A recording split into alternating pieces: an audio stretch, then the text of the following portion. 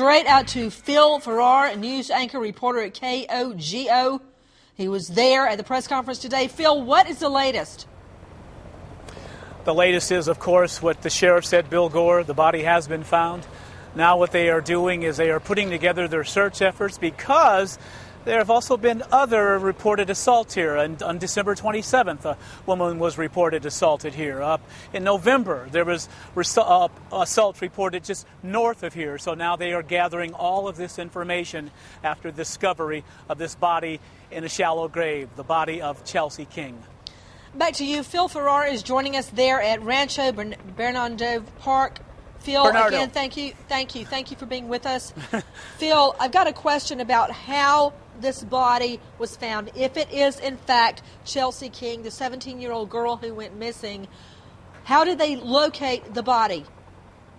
Nancy, this was one of the most extensive searches, from what we understand, in San Diego County history. She went missing last Thursday.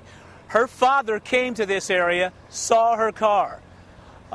Then he notified police, San Diego police. It was turned over to the sheriff's department. On Friday, hundreds of people were out here, and they were searching about a 3-4 mile area. Then on Saturday, a rain-soaked day, more than 1,500 people came out here searching. Then the searches were divided between the professionals, the authorities, and civilians who were searching inland. The professionals started to search Lake Hodges, which is just north of where we are standing. Behind us is the park. Some of the civilians were searching back there. Then today, the searches continued with underwater and also scuba divers and cadaver dogs, unfortunately. What they did not find was a body in the lake, but at 1 o'clock Pacific Standard Time, what they did find, indeed, in a shallow grave off a trail about a half a mile from where Chelsea parks her car, was indeed a body. And they do believe the body of Chelsea King. So the body that has been discovered, we are waiting for a positive identification, whether this body is in fact the 17-year-old honor student, Chelsea King. I'm stunned about the person of interest, the suspect that has been taken into custody. Now, it's my understanding that he has not only attacked somebody else at this very same park, that he pled guilty for molesting a little 13-year-old girl. Why is he out wandering around? That's a good question. You know, prosecutors asked for more time. The psychiatrist who examined this individual, Gardner, we can't call him Mr., he said that he should have more time. I just want to get Phil Farrar, hold on. Elizabeth, put that back up right now. That first screen on John Albert Gardner III. He pled to lewd and lascivious behavior. Now, take a look at this.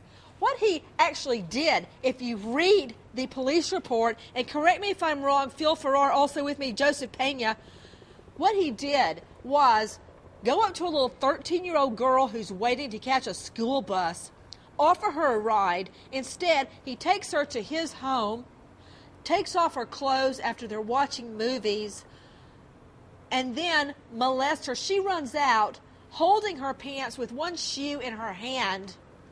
Now, explain to me, if you can, Phil Farrar, what he was doing out walking around with innocent people like 17-year-old Chelsea King. You know, he lives in a town called Lake Elsinore, and I have to say something about Mark Class. Mark knows this area. He's been down here so many times, and Mark, we thank you for everything that you've done down here. He lives in a town called Lake Elsinore, which is about 50, 60 miles north of here. But here's the catch. His parents live about a mile from this park. He took that little girl this was 6-7 years ago, to his parents' home. And now here he is last week at this park, which was a mile away from his parents' townhome, once again scouring the area. In December, scouring this area. We've had reports last November scouring the area just north of here in Escondido. Mark knows that area. That's where Amber Dubois is gone missing. So the police and authorities and detectives and the sheriff's department, they want to talk to this guy.